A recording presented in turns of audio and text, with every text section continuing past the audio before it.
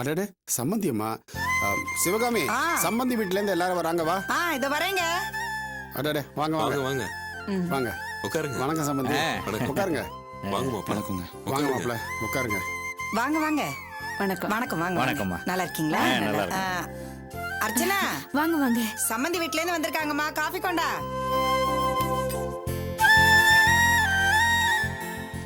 சம்மந்திய அன்னைக்கு பார்த்ததுக்கு அப்புறம் இன்னைக்கு தான் பாக்குறேன். அது வேற ஒண்ணும் இல்லைங்க, நான் கொஞ்சம் பிஸி. அக்கம் பக்கத்துல ஏதாவது விசேஷம்னா ஒரு இன்ஜினியரோட அப்பாங்கிற முறையில என்னதான் கூப்பிடுவாங்க. நானும் அதெல்லாம் மறுக்கிறது இல்லைங்க. அவங்க மட்டும் இல்லைங்க, நம்ம சொந்தக்காரங்க, ரிலேஷன்ஸு, ஃப்ரெண்ட்ஷிப்பு, அவங்க வீட்டில் ஏதாவது விசேஷம்னா கூட இன்ஜினியரப்பா நீங்க தான் வரணும், வந்து முன்னாடி நின்று எல்லாம் பண்ணுங்க, அப்பதான் எல்லாம் நல்லா நடக்கும்பாங்க. அது எப்படிங்க நம்ம ஒரு இன்ஜினியரோட அப்பாவா இருந்துக்கிட்டு முடியாதுன்னு சொல்ல முடியுங்களா? அதான் அப்போ போய் நின்றுறது. அதான் கொஞ்சம் பிஸி.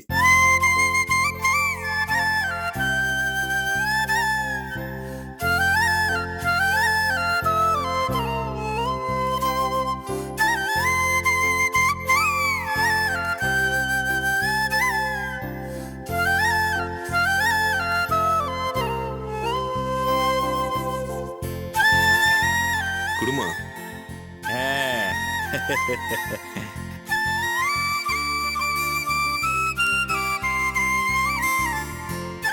ஏமா மருமகளே, காப்பியில சர்க்கரை கம்மியா போட்டிருக்கல?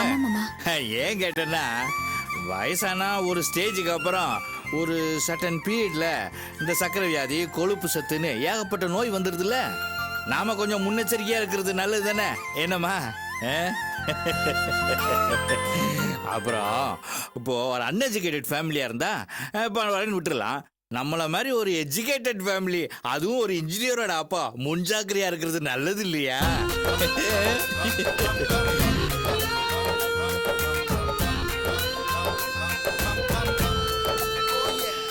வாய முடிட்டு சும்மா இருங்க. வாய மூடிக்கிட்டு இருந்தா எப்படி காப்பி குடிக்க முடியும்? குடி. என்ன சம்பந்தி அப்படி பாக்குறீங்க? என்னடா பொண்டாட்டி சொன்னு பயந்துகிட்டு அப்படியே கம்முன்னு காப்பி குடிக்கிறானேன்னு பாக்குறீங்களா? இதெல்லாம் ஒன்றும் பயம் இல்ல, ஒரு மரியாதை. எங்க குடும்பத்துல நாங்கெல்லாம் பொண்டாட்டிய மதிப்போம். அப்பதாங்க குடும்பத்துல சண்டை சச்சரவே வராது. வருங்காலத்துல என் பையன் கூட அவன் பொண்டாட்டி பேச்ச அப்படியே தட்டாம நடந்துக்குவாங்க.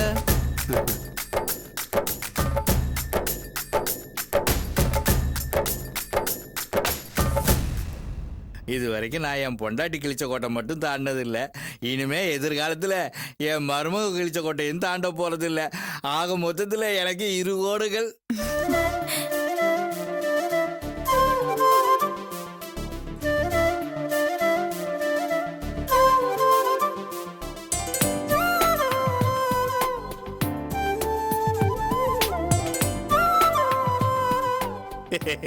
என்ன பண்றது, ஒரு இன்ஜினியரோட அப்பா வச்ச, அதெல்லாம் பொறுத்துக்கிட்டு தானே ஆகணும். என்னங்க கொஞ்சம் சும்மா இருக்கீங்க? சம்மந்தி, கல்யாண பத்திரிக்கை வச்சுட்டு போலான்னு வந்தோம். மருமகளை தாம்பாள தட்டு எடுத்துருவோமா?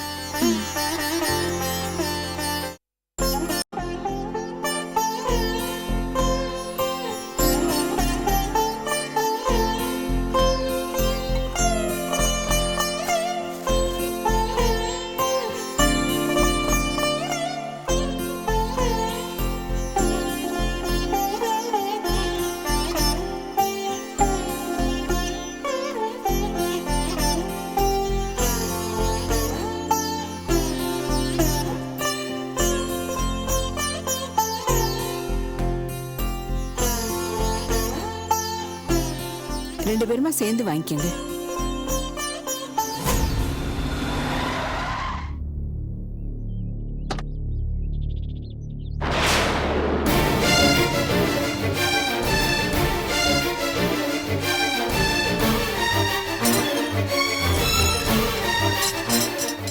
நீங்க கொடுங்க, நான் யாருன்னு பாக்குறேன். இங்க யாரு வினோத்? நான் தான் சார். வாங்க ஸ்டேஷனுக்கு. சார் எதுக்கு சார்? எதுக்குன்னு உனக்கு தெரியாது? வா ஸ்டேஷனுக்கு. சார் ப்ளீஸ் சார், நான் சொல்றது ஒரு நிமிஷம் கேளுங்க சார். இன்ஸ்பெக்டர், எதுக்காக அவர் மேல கை வைக்கிறீங்க? இவர் வேலை செய்யற ஆபீஸ்ல இருந்து இவர் மேல கம்ப்ளைண்ட் கொடுத்திருக்காங்க. அத பத்தி விசாரிக்க தான் கூட்டு போறோம். ஐயோ என் பிள்ளை என்ன தப்பு பண்ணாங்க? உங்க பையன் ஆபீஸ்ல இருந்து 1 லட்சம் ரூபாய் திருடிட்டாரு. அதனால கூட்டு போக வந்திருக்கோம்.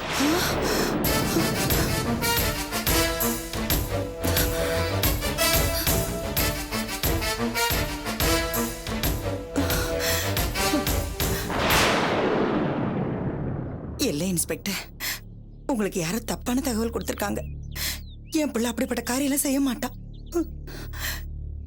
ஆமா இன்ஸ்பெக்டர், நீங்க வேணா அவன் எம்டிக்கு ஃபோன் பண்ணி பாருங்க.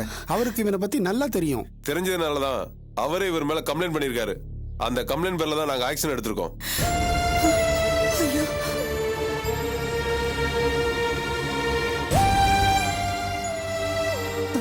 இல்லைங்க, என் பிள்ளை ரொம்ப நேர்மையானவன். அவன் பணத்தெல்லாம் எடுத்துக்க மாட்டான். அவனை விட்டுருங்க. உலகத்தில் உள்ள எல்லா அப்பா அம்மாவுக்கும் பெத்த பிள்ளை நேர்மையானவன் தாம்மா. எங்க உங்க பையனை பணம் எடுக்கல சொல்லுங்க பாப்போம்.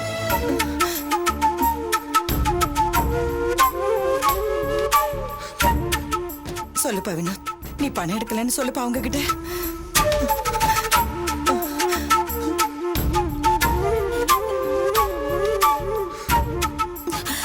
என்ன அமைதியா இருக்கீங்க? பணத்தை எடுக்கலன்னு சொல்லுங்கண்ணே.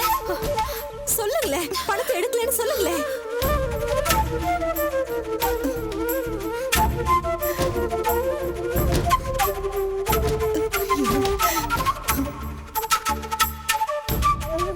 வினோத், ஏன்பா அமைதியா இருக்க?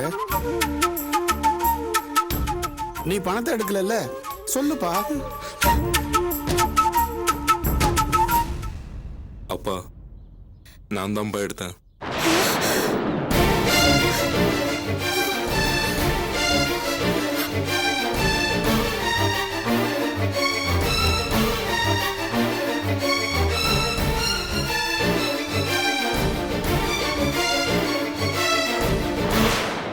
வினோத், என்னப்பா சொல்ற?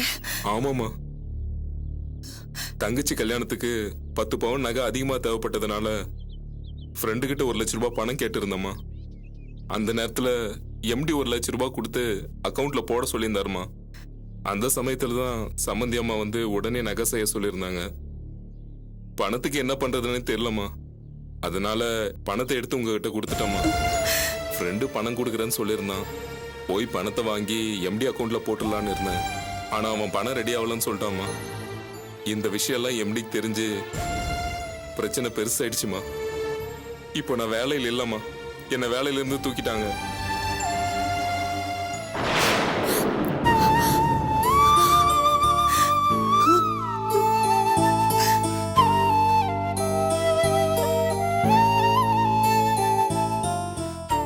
பணத்தை திருப்பி கட்ட எம்டி டைம் கொடுத்தாருமா.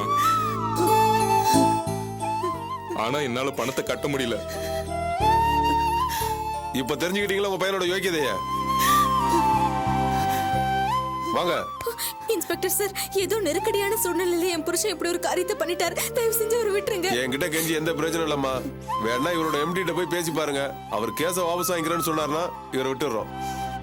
வாங்க.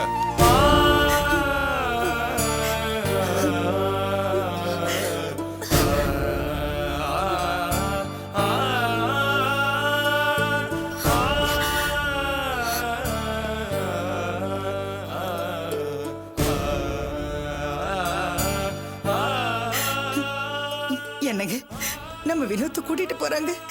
என்னன்னு போய் பாருங்க. ஏரியா வினோத், ஐயோ. ஏரியா ஏற வேண்டியல. என்னங்க நீங்க பார்த்துட்டு பேசாம இருக்கீங்க? நம்ம வினோத்தை கூட்டிட்டு போறாங்க. அவனை கூட்டிட்டு வரதுக்கு ஏதாவது ஏற்பாடு பண்ணுங்க. என்னங்க?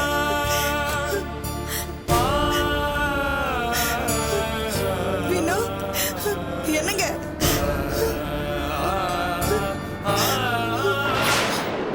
மாமா, என்னப்பா அப்படி நிக்கிறீங்க? அண்ணனை போய் காப்பாத்துங்கப்பா. போங்கப்பா. என்ன மாமா இப்படி அசிங்கமா நிக்கிறீங்க? வாங்க, எம்டி கிட்ட பேசி அவரை எப்படியாவது வெளியே கூட்டிட்டு வரலாம். வாங்க வாங்க போலாம். வாங்க. அப்பா, சமந்தி, நீங்க எங்க போறீங்க? எங்களுக்கு பத்திரிக்கை கொடுங்க. வாங்க. அதுக்கு இப்ப அவசியம் இல்ல. ஐயோ. நீங்க திருடி தான் எங்களுக்கு சீர் செய்யணும்னு நாங்க எதிர்பார்க்கல. ஐயோ. முதல்ல உங்க பிள்ளைய போய் காப்பாத்துற வழியை பாருங்க. கல்யாணத்தை பத்தி அப்புறம் பேசிக்கலாம். நீங்க வாங்க. ஐயோ, உள்ள வாங்க சமந்தி. ஐயா, நீங்களா சொல்லுங்களேன். என்னங்க? என்ன செல்வம், பாப்பா. நீங்களா சொல்லுங்க தம்பி.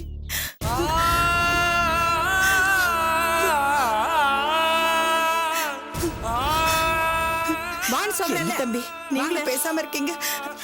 அம்மா கிட்ட சொல்லுங்க தம்பி. நீங்களாவது சொல்லுங்க சம்பந்தி. ஐயோ. என்னங்க என்னங்க இதெல்லாம்? ஐயோ ஐயோ, என் பொண்ணு. ஐயோ, நான் என்ன பண்ணுவேன்? ஐயோ, என்ன பண்றதுன்னு தெரியல எனக்கு. அம்மா அம்மா அழாதம்மா.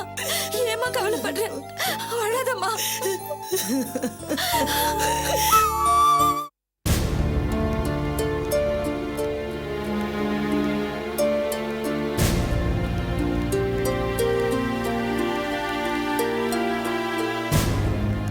சார் சார் சார் யார் சார் நீங்கள் யாரை பார்க்கணும்? நாங்க வினோத்தோட அம்மா அப்பா உங்க எம்டி சாரை பார்க்கணும். நீ போ. Okay sir. யாருங்க நீங்க? என்ன வேணும்? எங்க பிள்ளைய காப்பாத்துங்க சார். சார், நாங்க வினோத்தோட அம்மா அப்பா எங்க பையனை அரெஸ்ட் பண்ணிட்டாங்க. ஆபீஸ் பணத்துல கை வச்சா அரெஸ்ட் பண்ணாம ரிவார்டா தருவாங்க. ஐயா, என் பையன் தப்பு பண்றவன் இல்லைங்க. ஏதோ சூழ்நிலை அவனை தப்பு பண்ண வச்சிருச்சு. அவன் வாழ்க்கையிலேயே செஞ்ச முதல் தப்பு தாங்க. நீங்க தான் பெரிய மனசு பண்ணி அவனை எப்படியாவது மன்னிக்கணும். மன்னிக்கிற தப்பி அவன் பண்ணிருக்கான். அவன் பணத்தை மட்டும் திருடல, நான் அவன் மேல வச்சிருந்த நம்பிக்கை, நாணயம் எல்லாத்தையும் கெடுத்துக்கிட்டான். எனக்கு நம்பிக்கை துரோகம் பண்ணவனை என்னால மன்னிக்க முடியாது. முதல்ல வெளில போங்க. ஐயா, அவன் அப்படி பண்ணதுக்கு காரணமே நான் தாங்க. நான் பண்ண அவசரத்தினாலதான் என் பிள்ளை இப்படி ஒரு பெரிய தப்பு பண்ணிட்டான். எங்க வீட்டுல மூத்த பொண்ணுக்கு கல்யாணம் ஏற்பாடு பண்ணிருக்கோம். திடீர்னு மாப்பிள்ளை வீட்டுல 10 பவுன் அதிகமா கேட்டாங்க. அதுக்கு பணம் பத்தாம தான். இதே காரணத்தை தான் அவனும் சொன்னான். தப்பு பண்றவன் ஆளுக்கு ஒரு நியாயத்தை வச்சிருப்பான். எல்லாரையும் நான் மன்னிச்சிட்டு போனா இங்க ஆபீஸ் நடத்த முடியாது. தயவு செஞ்சு வெளில போங்க நீங்க. ஐயா, நீங்க அப்படி சொல்லக்கூடாது.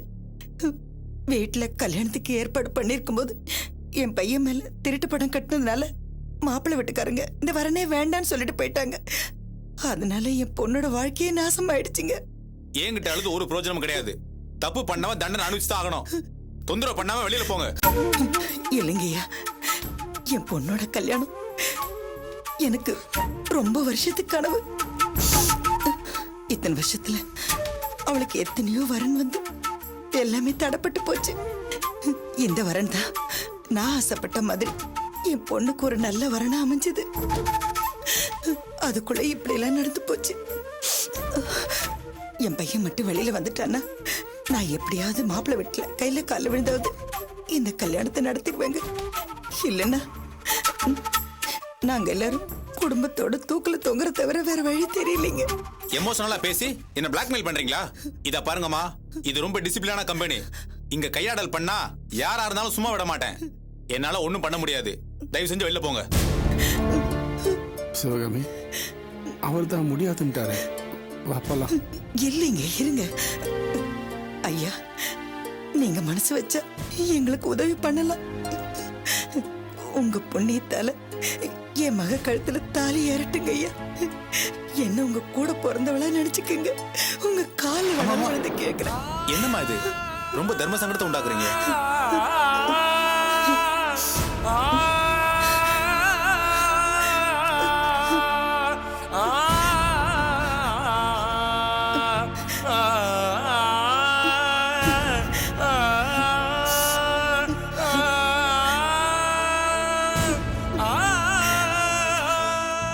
சரிம்மா, உங்களுக்காக நான் ஒன்று பண்றேன்.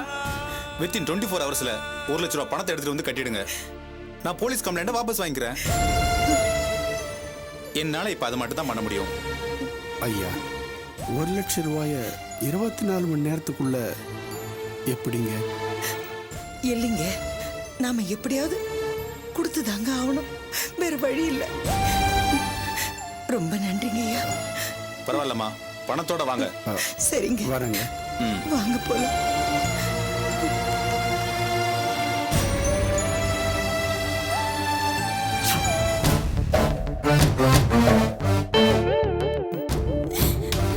கவலைப்படாதம்மா. ஏங்க, எங்களுக்கு ஆறுதல் சொல்ல வேண்டிய நீங்களே இப்படி இடிஞ்சு போய் உட்காந்துருந்தா எப்படிங்க? பணத்துக்கு என்னங்க பண்ண போறீங்க? எப்படி யோசிச்சு பார்த்தாலும் எந்த வழியுமே தெரியல. இது வரைக்கும் அர்ச்சனா கல்யாணத்துக்காக தெரிஞ்சவங்க எல்லார்கிட்டையும் கடன் வாங்கியாச்சு. இனிமே யாருகிட்ட போய் கேட்கறதுன்னே புரியலையே. ஏங்க உங்களுக்கு ரொம்ப நெருக்கம் தானே இந்த சுந்தரமூர்த்தி அண்ணன், அவர்கிட்ட கேட்டு சிவகாமி, கேட்காம இருப்பேனா? உடனே கொடுக்கறதுக்கு இது என்ன சின்ன தொகையா? 1000 5000 லட்சம் ரூபாயாச்சே. இப்பதான் அவன் பொண்டாட்டிக்கு ஆபரேஷன் ஆச்சு, எக்கச்சக்கமா செலவாயிடுச்சுன்னு கையை விரிச்சிட்டான்.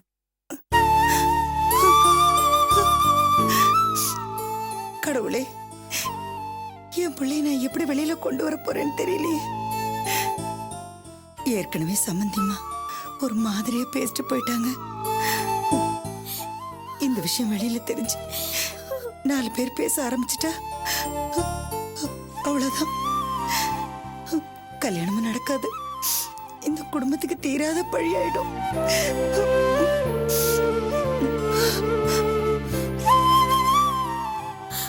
ஒரு திருடனா லாக்அப்ல அவர் இருக்கிறத நினைச்சா, ஐயோ நினைச்சாலே எனக்கு பதறுது மாமா.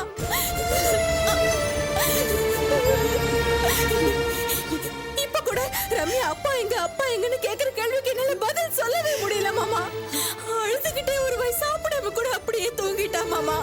எப்படியாவது என் புருஷனை வெளியில கொண்டு வந்துருங்க ப்ளீஸ் மாமா, ப்ளீஸ் மாமா. ஜெயந்தி, கூட்டிட்டு வந்துடலாமா? ஆனா எப்படி கூட்டிட்டு வருதுன்னு தாம்மா தெரியல. ஆண்டவன் தான் அதுக்கு ஒரு வழி காட்டணும்.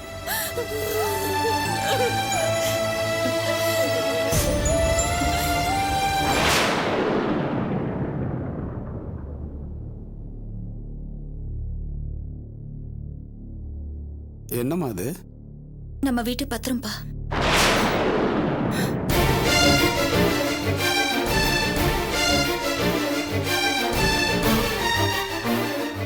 இத அடமான வச்சு முதல்ல அண்ணனை வெளியில கொண்டு வரதுக்கு ஏற்பாடு பண்ணுங்க.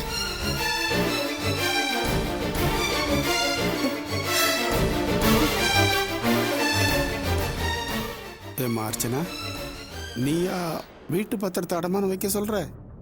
ஆமாப்பா, அன்னைக்கு என் கல்யாணத்துக்காக பத்திரத்தை அடமானம் வைக்க வேண்டாம்னு சொன்னேன். ஆனா இன்னைக்கு அண்ணனை காப்பாத்தணுங்கிறதுக்காக பத்திரத்தை அடமானம் வைங்கன்னு சொல்றேன். என் கல்யாணத்தை விட அண்ணன் வெளியில வர்றதுதான்ப்பா முக்கியம்.